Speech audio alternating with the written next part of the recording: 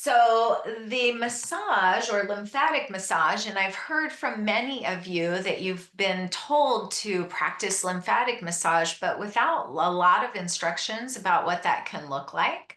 One of the things to think about is you probably don't want to do it right after you've had a big meal. So, probably don't want to do it after Thanksgiving meal if you're celebrating that this year, because you're already very full and you've got a lot going on in your abdomen, and your body is busy digesting. So we don't want to have our body do too much at one time. If you're in a lot of physical discomfort and bending and stretching is painful for you, don't do it.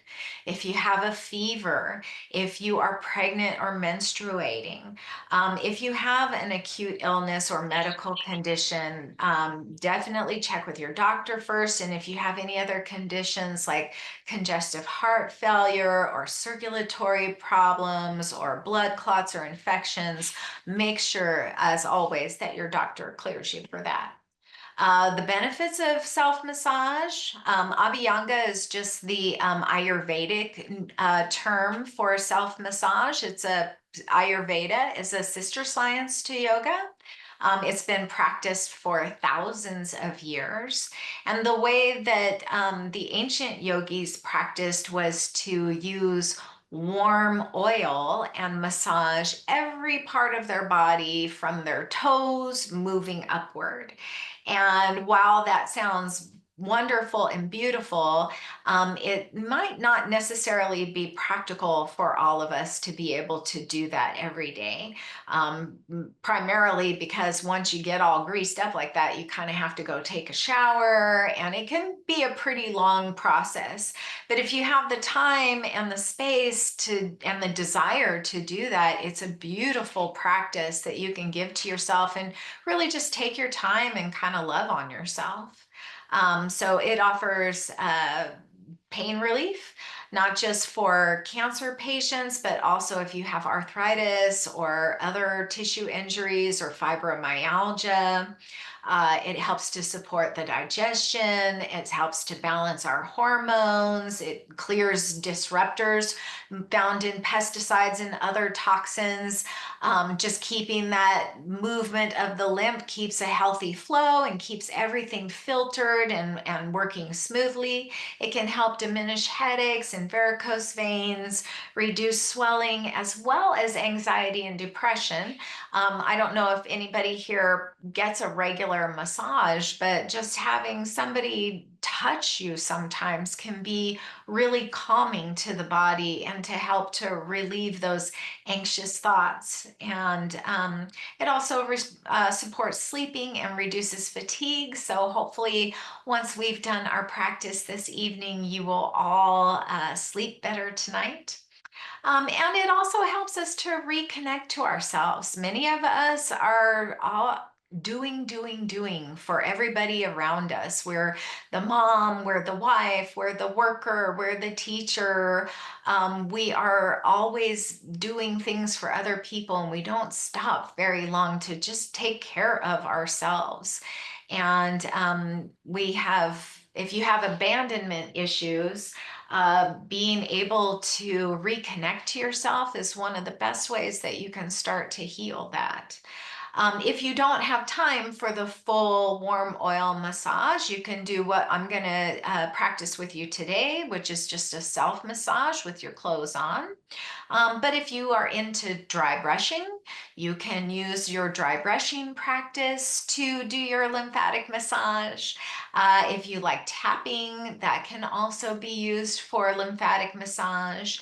You can kind of do an annual cleanse to support your lymphatic system. So I'm not talking about like a really strict fasting thing, but just eating very simple, easy to digest foods can help to kind of give the body a break a little bit, not have to work so hard to digest all the things that come in, not just food wise, but information and emotions that are coming in. We want to be able to cleanse ourselves from all of that. So maybe even just taking a break from social media might be a wonderful thing to do. And then if you are going to do the self massage, you can do it with or without oils. But if you're going to use oil, you might like to warm up some sesame oil or coconut oil, which is especially nice for inflammation. Or if it's summertime, jojoba oil can help cool. There are a lot of places online where you can buy different oil blends that have different scents to them. One of the really great places online is Banyan, Banyan Botanicals. They have a lot of information about Ayurvedic cleanses, and they have a lot of different oils you might explore trying out if you're interested in that. They're not a sponsor, and I'm not affiliated with them, but I have had a lot of really good luck buying things from them. Meditation, again, just calming the body, calms the nervous system, which helps to balance the lymphatic system. Singing and humming, we don't think about that a lot with our lymphatic system, but because we have a lot of lymph nodes in the neck, in the jaw, when we do things like sing and we stimulate the throat or we hum with some vibration, that also makes some movement here for the lymph nodes in the body and can help support that for us moving forward. Not to mention that it also stimulates the vagal nerve, which is really important for, once again, balancing out our nervous system. And then bilateral movements will also help to find balance, from that left brain to right brain, moving one arm long and bending the other at the same time helps to increase presence because we kind of have to focus on what we're doing in order to stay coordinated. And it also helps to support neuroplasticity, which is really important for us as we get older, so that we can remember what's happening in our lives. And so we are going to, we have what do we have? 35 minutes or so left in our time together. Oh, a little more than that, actually, almost 45 minutes.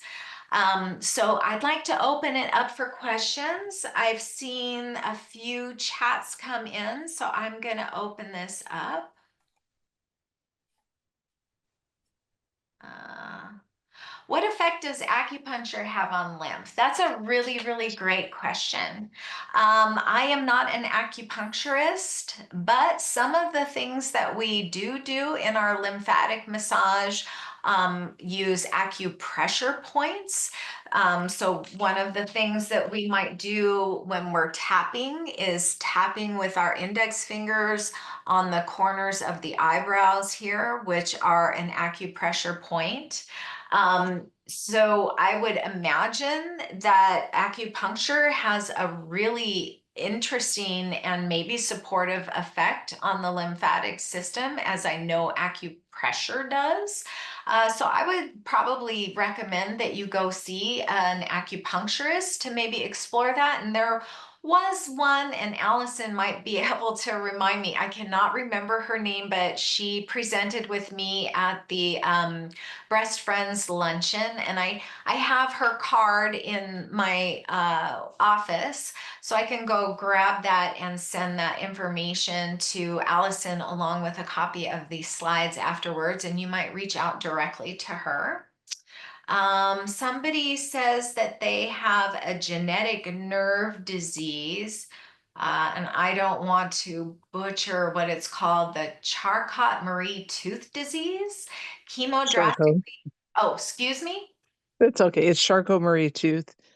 It's Shark. related to the peripheral nerves. It's like MS. My myelin is dying around. It's the coating of my nerves is dying, and thankfully it's typically slow moving, but chemo made it really mad, and so I have extreme weakness now as a result of chemo. Gotcha. I don't know if that is related to the lymphatic stress. Nerves, like I said, everything in the human body is connected. So, Yeah. That yeah, makes sense. When you it said that, I was thinking I've noticed that when my When I feel stressed out, I feel like my nerves start burning in my body.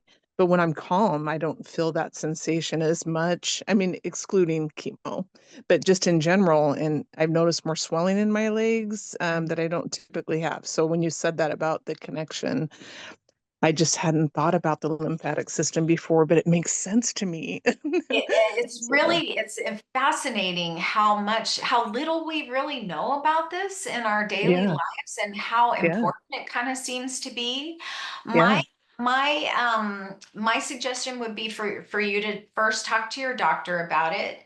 As I said, I'm a yoga teacher and a yoga therapist. I'm not a Okay, physician, but everything is connected in the body. I have sure. seen my own personal practice benefits that have sort of snowballed in places where I would not have thought them to. And part of this yoga therapy is the self study, like I said. See what works for you, not just what supports you for food and for how you can drink enough water and how you can get good sleep, but how does a yoga practice begin to affect your nerves? How does some lymphatic massage and maybe some restorative postures affect the swelling? And just seeing what works for you, because what works for one person might not work for another person. And I also think too that just anything that we're doing to support our nervous system has to support our nerves. So Yeah, yeah, that makes sense. yeah, Yeah. so I can't speak to that scientifically, but intuitively, I would think, yeah, there's definitely a connection, and any way that you can care for yourself is going to be beneficial. The second one was mine too, so we don't have to really spend much time on there, but just so you know, 3 different doctors after I took a bad spill in September because of my leg weakness. I had cellulitis that got healed, but my swelling wasn't going down, and they were having me do compression and like all the things that they were thinking, oh, this will help the hematoma, but it wasn't. It was my massage therapist that ultimately mentioned lymph node drainage, and she says, I wonder if you have too much compression going on. It's almost like my body was just hanging on to all that fluid, and as soon as she helped me start to do that, like the swelling, like it was like magic. And so I don't know if that is a common thing, like when people have swelling. Yeah. So you mentioned the compression, just like the bra and stuff that I just wasn't thinking about. And yeah, Yeah, definitely. And I do for sure feel that self massage is just another way to move the lymph throughout our body. Like I said, it gets stagnant, especially when you're not feeling well, when yeah, you're being treated for any kind of disease, when you've had an injury, when you're just kind of laid up, everything yeah, kind of goes stagnant, especially the lymph, because it does not have a pump to help to travel throughout the body.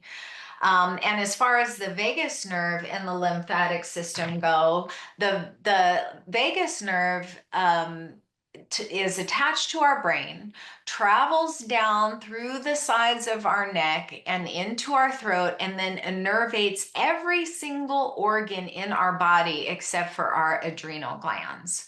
So, yeah, because it travels so close to all of these lymph nodes here, things that we do to support the vagus nerve will also by default support the lymph nodes and the lymph flow. The vagus nerve is kind of our gut to brain pathway. It's the system for our gut to communicate to our brains and vice versa. Most of that communication, 80% of the communication is from the gut to the brain. The brain is always gathering information. The brain to the gut is more about, hey, something's happening in your life. Let's secrete some hormones. Let's send some of this down here. But more of it is like sensations and situations that are happening from the bottom up. And so when we have a well-toned vagal nerve, that communication between the gut and the brain is improved. And when we have a strong communication between the gut and the brain, again, all of the body systems function better. The one of the best things that we can do for ourselves to have one of the best reasons to tone the vagal nerve, I should say, is to increase our heart rate variability. HRV is a measure of how resilient we are, how quickly we can recover from stress. So you might think about you're driving in your car and a kid on a bike rides right out in front of you. You slam on your brakes, your heart starts to beat. You might feel a rush in your hands or your feet of adrenaline literally coming into the body. If you have a high rate heart rate variability, once the kid is out of your way, your body can begin to calm down and come back to its normal self. If your heart rate variability is dysregulated, you might have to pull over. You might start to get really shaky. You might be Mm. dysregulated for the rest of your day. You might be telling everybody, this kid pulled out in front of me. And then on the drive home, you might be hyper vigilant because you're looking for that kid again. So Mm. when you're in that state of high stress, again, you've got that cortisol coursing throughout your body. Cortisol causes us to hold on to fat and hold on to sugar because it's waiting for that next threat. So it wants to be ready, and it doesn't have any room for us to have serotonin and endorphins and biochemicals coursing throughout our bodies that help us to heal. So the vagus nerve is super important. And again, we So can benefit the vagus nerve and the lymphatic system by humming, by singing, by nice. gargling, by breathing, by diaphragmatic breathing, as well as ujjayi breathing, which is a yoga practice where we kind of constrict the back of the throat. And it's almost like you're trying to imitate Darth Vader with this, and it'll be very subtle. I don't know if you can hear it on the microphone, but just a couple breaths here.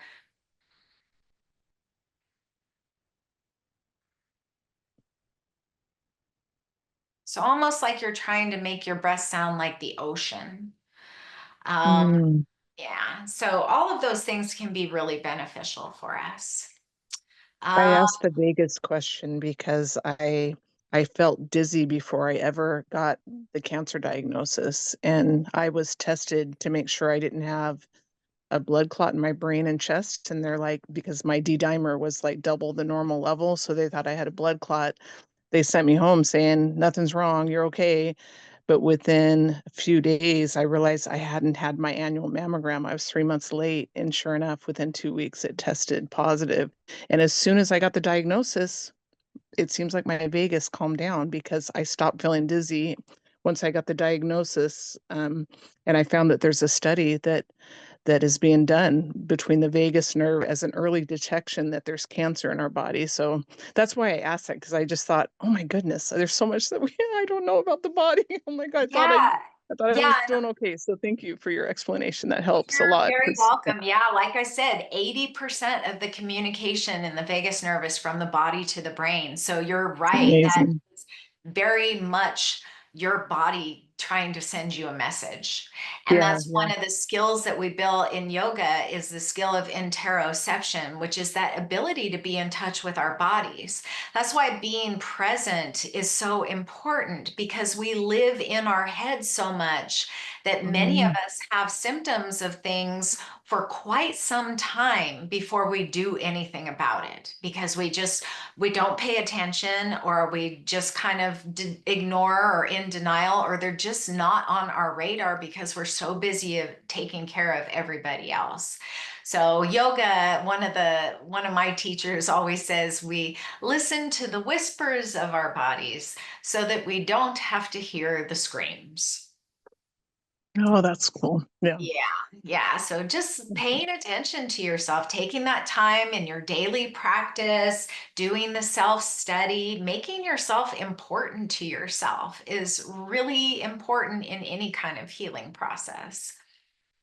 So which comes first? Toxic cancer cells in the lymph nodes, which cause cancer in the breast, or cancer in the breast, which spreads to the nose? It could be either way. One of the things about the lymphatic system is it is how cancer cells metastasize. So whether they're breast cancer cells that are taken up through the lymphatic system to the lymph nodes, or they might be liver cancer cells that travel through the lymph system and make their way to the breast. It could happen either way. But keeping that lymphatic fluid clean and flowing and moving can help. But if there are cancer cells in the system already, I don't know, it may accelerate the movement.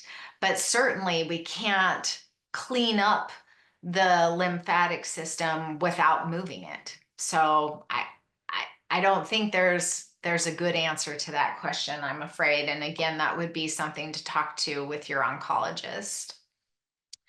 Lymph fluid is full of protein, if I remember right. Does a high protein diet actually worsen lymphedema? Michelle, I don't know anything about that. I've never heard about a high protein diet and lymphedema, but I would definitely be, now I'm going to have to look that up.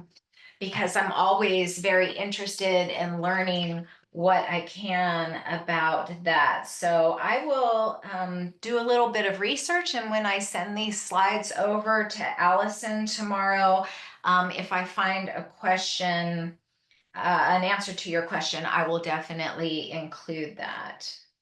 That is great. All right.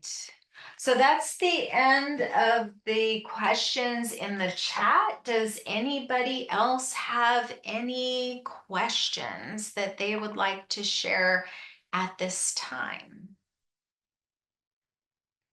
And while you're thinking about it here, I'm gonna stop sharing my screen. So I'll just go over what we're gonna do for the practice. We're gonna do some diaphragmatic breathing, which will help move lymph throughout the body. We're gonna ground the body, which basically is another way of becoming present. We're gonna do some lymphatic massage and movement. And here we're just kind of stretching the skin. So this again is not a deep tissue massage. It'll be with a flat hand or with fingertips. And you're just gonna do this with an attitude of self-compassion. This is you showing up for you. And your nervous system is going to thank you for that. No matter how you show up for yourself, if you show up for yourself regularly with the intention of being kind and accepting to your whole entire self, will support your authenticity and support your self-trust.